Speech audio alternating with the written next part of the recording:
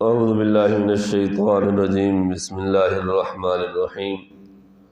آج کا درس سورہ بقرہ کی آیت نمبر 178 اور 179 پر مشتمل ہے۔ سب سے پہلے ترجمہ سماعت کیجیے۔ یا ایہا الذین آمنوا، اے اہل ایمان، کتبہ فرض قرار دیا گیا ہے، علیکم تم پر، القصاص قصاص، فی القتل مقتولوں میں، الحر آزاد ہوگا، بالحر آزاد کے بدلے، والعبد اور غلام، بالعبد غلام کے بدلے، والانثی اور عورت، بالانثی عورت کے بدلے۔ فمن عفی لہ، پھر معاف کر دی گئی اس کو، قاتل کو، من اخیہ اس کے بھائی کی طرف سے، شیء کوئی چیز، فاتباع تو پیروی کی جائے، بالمعروف معروف طریقے پر، واداء اور ادائیگی کی جائے، الیہ اس کو، بإحسان خوبصورتی کے ساتھ۔ ذالک یہ، تخفیف آسانی ہے، من ربکم تمہارے رب کی طرف سے، ورحمت اور رحمت ہے، مہربانی ہے۔ فمن اعتدی تو جو شخص بھی تجاوز کرے، زیادتی کرے، بعد ذالک اس کے بعد، فلہ عذاب علیم تو اس کے لیے دردناک عذاب ہے۔ وَلَكُمْ اور تمہارے لیے، فی القصاص قصاص میں، حیات زندگی ہے، یا اولی الالباب اے عقل مندو، لعلکم تتقون تاکہ تم متقی بن جاؤ۔ ان آیات میں اللہ جل شانہ نے اسلام کے عادلانہ نظام کی ایک ہلکی سی جھلک، بلکہ ایک قانون فوجداری کو بیان فرمایا ہے۔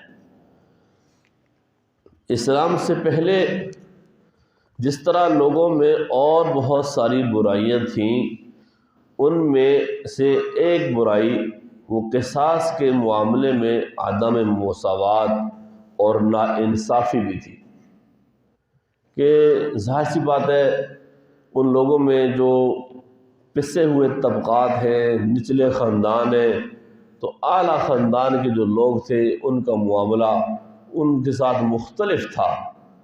اور اس زمانے میں جاہلیت کا دور تھا تو قتل و قتال، قتل و غارت گری یہ عام تھی، لوگوں میں لوٹ مار کرنا، بات بات پہ لڑنا، قتل کرنا، یہ عام معاملہ تھا۔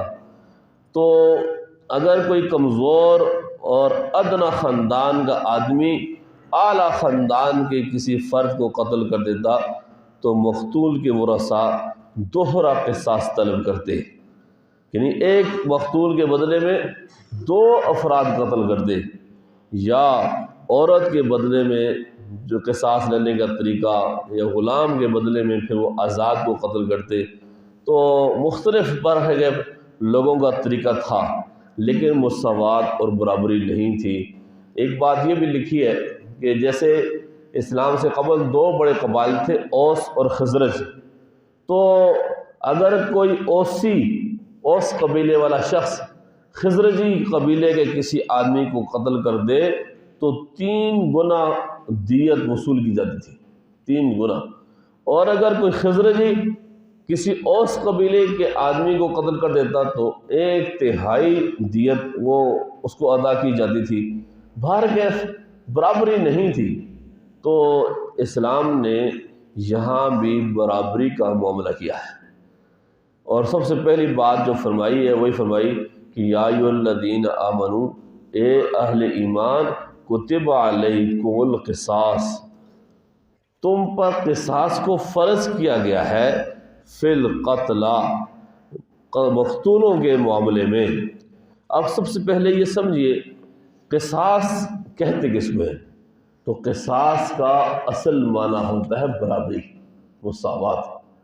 اب ترجمہ اگر آپ دیکھیں تو یوں ترجمہ بنے گا کہ اے ایمان والو، فرض کیا گیا ہے تم پر برابری کرنا مقتولوں کے معاملے میں۔ یعنی جب اگر کوئی آدمی کسی کو قتل کر دیتا ہے جان بوجھ کر، تو اس کے بدلے میں اس قاتل کو بھی قتل کیا جائے گا۔ اب قتل کی بہت ساری اقسام ہیں، ان میں سے جو ایک قسم ہے جس کو قتل عمد کہتے ہیں، کہ کوئی شخص دوسرے آدمی کو جان بوجھ کر ارادتاً آلۂ قتل سے اس کو مار ڈالے، یعنی اس چیز سے مارے کہ جس چیز سے آدمی مر جاتا ہے، قتل ہو جاتا ہے۔ کسی پسٹل کے ساتھ فائر کر دیا، بندوق کے ساتھ کر دیا، کوئی چھرا نیزہ مار دیا، یا اس طرح کی کوئی چیز ماری، تو ظاہر سی بات ہے یہ سب چیزیں ایسی ہیں جس سے انسان مر جاتا ہے۔ اس طرح اگر کسی ایسی چیز کے ساتھ کسی دوسرے آدمی کو مارا اور قتل کی نیت سے ہی مارا، تو اس کو کہتے ہیں قتل عمد۔ گویا کہ اس نے جان بوجھ کے مارا ہے، اس کو قتل کرنا چاہ رہا تھا۔ اس قتل عمد میں پھر اللہ جل شانہ نے قصاص کو فرض قرار دیا ہے کہ اب اس قاتل سے قصاص لیا جائے گا، یعنی اس کے ساتھ برابری کا معاملہ کیا جائے گا۔ جس طرح اس نے پہلے آدمی کو قتل کیا ہے، اب دوسرے آدمی کو بھی اس کی وجہ سے قتل کیا جائے گا۔ اس کو قصاص کہتے ہیں۔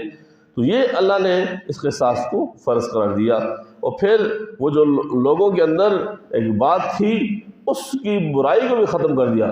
فرمایا الحر بالحر، آزاد آزاد کے بدلے میں ہوگا۔ یہ نہیں ہے کہ پھر کسی اعلیٰ خاندان کا غلام قتل کر دیا تو اب یہ جو جیسے لوگوں میں عدم مساوات تھی، ناانصافی تھی، وہ معاملہ نہیں ہوگا۔ اور پھر فرمایا کہ والعبد بالعبد، اور غلام غلام کے بدلے میں، یعنی اگر قاتل غلام ہے تو غلام قتل کیا جائے گا۔ والانثى بالانثى، اور عورت عورت کے بدلے میں، اگر عورت نے بھی قتل کیا ہے تو اس کے بدلے میں اس عورت کو قتل کیا جائے گا۔ یعنی کہ اس کے بدلے میں پھر مرد کو قتل کیا جائے، یا کسی دوسرے خاندان کے دو افراد قتل کیا جائیں۔ اگر ایک مارا ہے تو پھر، اور ایک نے مارا ہے تو اسی ایک کو قتل کیا جائے گا۔ یہ نہیں ہے کہ دوسرے خاندان سے دو دو افراد لیے جائیں۔ یہ اللہ جل شانہ نے اس کو بیان فرمایا اور مساوات کی وہ برابری جو ہے وہ کر دی ہے۔ اب یہ یاد رکھیے کہ اسلام میں قصاص لینے کا حق یہ مقتول کے ورثاء کا ہے۔ فقد جعلنا لولیہ سلطانا، ہم نے مقتول کے ولی کے لیے حق رکھا ہے۔ اسلام میں کسی سے قصاص لینا، اس بات کو اچھی طرح سمجھیے، یہ مقتول کے ورثاء کا حق ہے۔ اب انگریزی قانون میں کیا ہے، جیسے ہمارے ملک میں رائج ہے، یہاں پہ یہ حکومت مدعی ہوتی ہے، حالانکہ حکومت مدعی نہیں ہو سکتی، مقتول کے ورثاء مدعی ہوں گے۔ تو یہاں مستغیث اور مدعی وہ حکومت ہوتی ہے۔ اور پھر اس کے بعد اگر وہ مقتول کے ورثاء وہ اس آدمی سے قصاص نہیں لیتے، معاف کرنا چاہتے، تو یہ آپشن بھی دے دیا اگلے الفاظ میں دیکھیے، فمن عفی لہ، جس آدمی کو معاف کر دیا گیا، جس قاتل کو معاف کر دیا گیا، من اخیہ، اس مقتول کے بھائی کی طرف سے، مراد اس سے ورثاء کی طرف سے، شیء، کوئی بھی چیز معاف کر دی گئی، یعنی اس کو قتل میں رعایت دے دی گئی کہ ہم اس کو دیت نہیں لیتے، تو پھر کیا ہوگا، یعنی قصاص نہیں لیتے، جب قصاص نہ لیں، قصاص سے دستبردار ہو جائے، تو چونکہ قتل تو کیا ہے اور بڑا جرم کیا ہے، تو پھر شریعت نے کہا ہے کہ تم دیت ادا کرو۔ پہلا سزا جو ہے وہ قصاص ہے، اس کو بھی قتل کیا جائے، لیکن اگر مقتول کے ورثاء قصاص سے دستبردار ہو جاتے ہیں، اور اس میں یہ تفصیل بھی ہے کہ اگر مقتول کے ورثاء میں سے ایک شخص بھی قصاص سے دستبردار ہو گیا، اب قصاص نہیں لے سکتے۔ مثلا مقتول کے 4 بھائی تھے، تو 4 بھائیوں میں سے ایک بھائی بھی یہ کہہ دے کہ جی میں اپنے حصے کا قصاص معاف کرتا ہوں، چھوڑتا ہوں، ہاں میں دیت لوں گا، اب باقی 3 بھی دیت ہی لیں گے، قصاص نہیں لیں گے۔ اس لیے کہ ایسا تو ہو نہیں سکتا کہ آدھے آدمی کا قصاص لیا جائے اور آدھے کی دیت دی جائے، تو یا تو اسے قتل کیا جائے گا یا دیت ہوگی۔ تو اگر مقتول کے ورثاء میں سے ایک بھی پھر جائے، ایک بھی دیت پر راضی ہو جائے، قصاص سے دستبردار ہو جائے، تو پھر دیت ہے۔ اس لیے فرمایا کہ جس شخص کو معافی دے دی گئی، یعنی اس قاتل کو اس مقتول کے ورثاء کی طرف سے، تو پھر کیا ہے؟ پھر فاتباع بالمعروف، تو پھر پیروی کی جائے دستور کے مطابق، جو قانون ہے دیت کا اس کے مطابق پیروی کی جائے۔ وَأَدَاءٌ إِلَيْهِ بِإِحْسَانٍ، اور جو قاتل ہیں اس کے جو ورثاء ہیں، وہ قاتل کے لوگ، وہ اس کو خوبصورتی کے ساتھ ادا کریں۔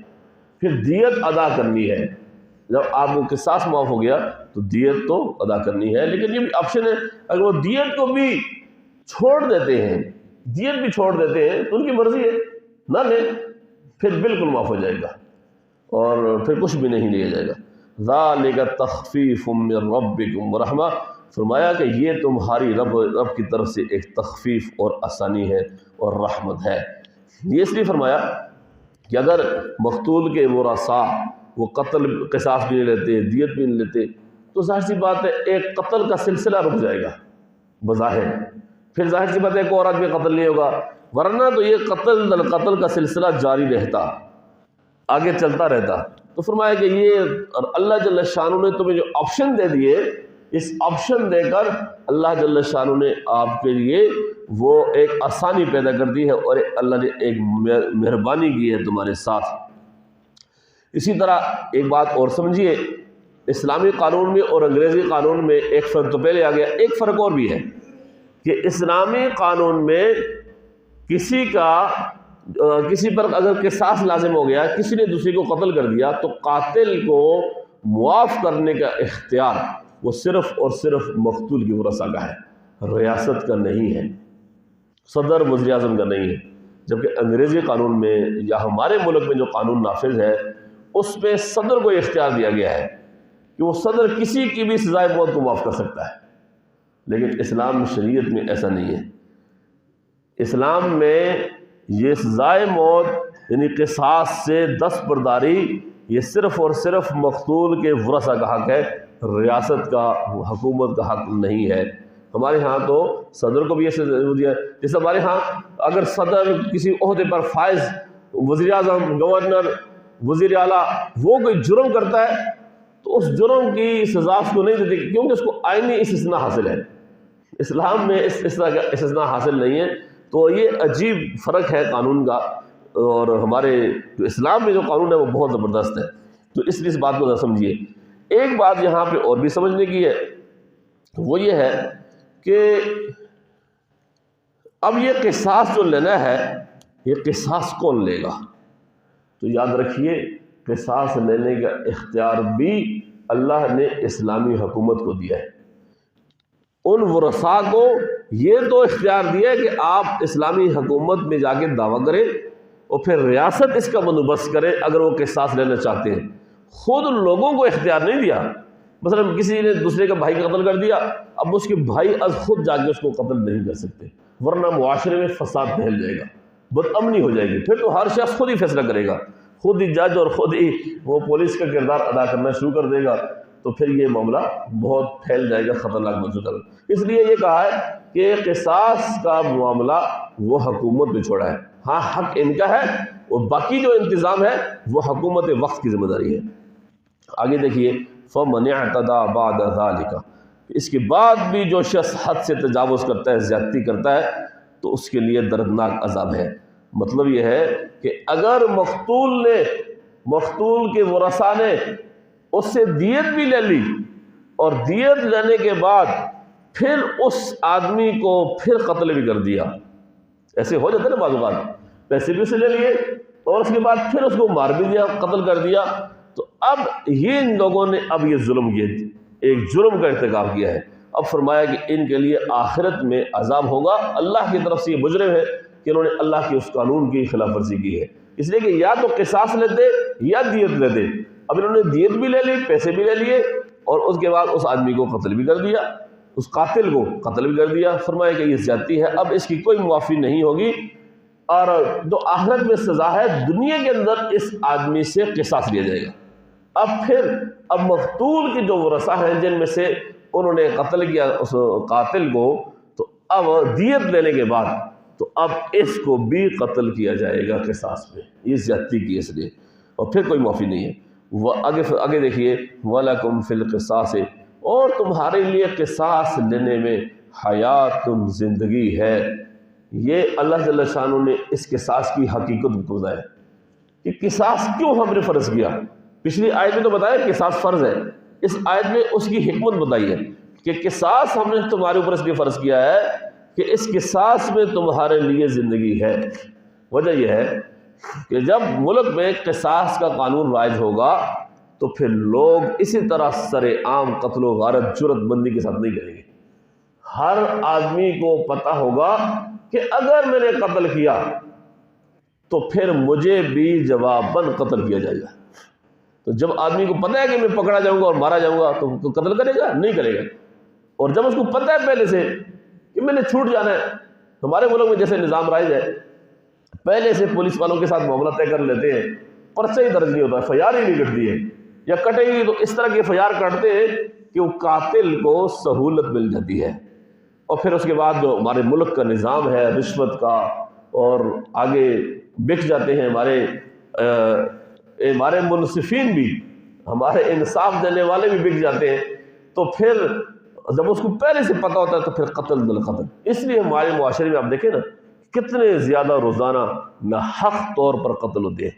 تو اس کی وجہ یہی ہے، اگر قصاص کا قانون ہو تو سارے کے سارا یہ جو قتل عام ہے، روزانہ ناحق لوگ قتل ہوتے ہیں، یہ رک جائے گا. اس لیے اللہ نے فرمایا کہ وَلَكُمْ فِي الْقِصَاصِ حَيَاتٌ يَا أُولِي الْأَلْبَابِ، اے عقل مندو تمہارے لیے اس قصاص میں زندگی ہے. اور دیکھیے نا ہمارے ملک میں ابھی نئی حکومت آئی ہے ہمارے پڑوس میں، وہاں میں پورے ملک میں ایک بھی قتل کا واقعہ نہیں ہوتا روزانہ. کوئی ملک میں زنا کا ڈر نہیں ہے، کوئی شراب کا ڈر نہیں ہے، کوئی قتل و غارت نہیں ہے. حالانکہ 40 سال ان لوگوں نے جنگ گزاری، ہتھیار ان کے پاس جو ہیں وہ ہمارے پاس ہے بھی نہیں. ہر وہاں بندہ ٹرینڈ ہے، وہ ہتھیار چلا سکتا ہے، لیکن کیا ہے وہ ڈرتے ہیں اس بات سے کہ اگر ہم نے یہ جرم کیا فوراً لٹکا دیا جائے گا، فوراً پکڑا جائے گا، کوئی چوری نہیں کر سکتا. تو یہ سزائیں اللہ نے مقرر کی، سزائیں کا مقصد سزا دینا نہیں ہے، سزا کا مقصد معاشرے سے اس ظلم کا خاتمہ ہے. تو اگر صحیح طور پر وہ قانون نافذ ہو، سزا مل جائے، تو پھر کسی کی جرت نہیں ہے کہ وہ کسی کو قتل کرے یا کسی کی چوری کرے یا کوئی اور واردات کرے. اس لیے فرمایا کہ تمہارے لیے قصاص میں زندگی ہے یا اولی الباب، اے عقل مندو، لعلکم تتقون، تاکہ تم بچ سکو اللہ کی حدود کی خلاف ورزی اور ایک دوسرے پر ظلم و تعدی سے، تاکہ تم بچ جاؤ. تو یہ اسلام کا ایک نظام ہے. یہ جو قرآن کریم ہے نا، یہ صرف برکت کی کتاب نہیں ہے جس طرح ہم لوگ سمجھتے ہیں کہ بس رکھ لیا اوپر اور گھر میں خیر و برکت کی. یہ جو قرآن کریم ہے، یہ اللہ جل شانہ نے اس ملک کا، مملکت کا، ریاست کا نظام اس قرآن کریم میں بیان فرمایا ہے کہ تاکہ تم ملکوں میں حکومت کرو، اس زمین پر حکومت کرو، تو اس میں وہ نظام نافذ کرو. اب مسلمانوں کو پتہ نہیں، نہ ہمارے ارباب اقتدار کو پتہ ہے، نہ ہماری عوام الناس کو پتہ ہے کہ اس قرآن کریم میں اللہ جل شانہ نے کیسے زبردست قسم کے قوانین ملک چلانے کے لیے بیان فرمائے ہیں، معاشرہ چلانے کے لیے بیان فرمائے ہیں. کاش کہ ہم سیکھیں، سمجھیں اور اس پر عمل کریں تو آج بھی ہمارا معاشرہ اسی طرح ہو سکتا ہے. دیکھیں نا، تھوڑی سی ایک مثال بات کر کے بات ختم کر رہا ہوں کہ جاہلیت کے دور سے نکلے ہوئے لوگ، بات بات پر لڑنے والے لوگ، قتل و غارت کرنے والے لوگ، جب یہ قرآن کریم کی بہترین قسم کے اصولوں کو اپنایا، بعد میں وہ ایسے زبردست قسم کا مثالی معاشرہ بن گیا. آج عمر لوگوں نے کتابیں لکھی ہیں، وہی لوگ پھر وہ صحابہ کرام بن گئے، اور بعد میں انہوں نے کیسی زبردست قسم کی زندگی گزاری ہے. آج وہ ہمارے لیے ایک مشعل راہ ہے. وہ کیا تھا؟ وہ اس قرآن کریم پر عمل تھا، اس قرآن کریم کا نفاذ تھا اس ریاست کے اندر، اس معاشرے کے اندر. آج بھی اس کی ضرورت ہے. لوگ اس کی طرف آ جائیں گے تو ملک میں سب کچھ یہ بدامنی، ناانصافی ختم ہو جائے گی، ظلم کا خاتمہ ہوگا. اللہ جل شانہ ہمیں سمجھ کر عمل کرنے کی توفیق نصیب فرمائے. وآخر دعوانا ان الحمد